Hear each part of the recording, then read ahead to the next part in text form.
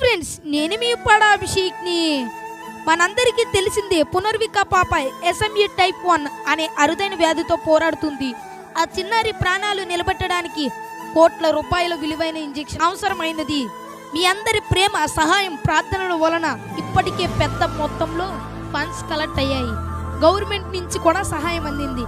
ప్రస్తుతం కుటుంబ సభ్యులు చెప్పిన సమాచారం ప్రకారం అవసరమైన మొత్తం దాదాపు పూర్తయింది.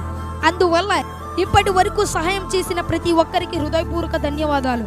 మనసున్న మనుషులు ఉన్నత వరకు ఇలాంటి చిన్నారులు ఒంటరిగా ఉండరు.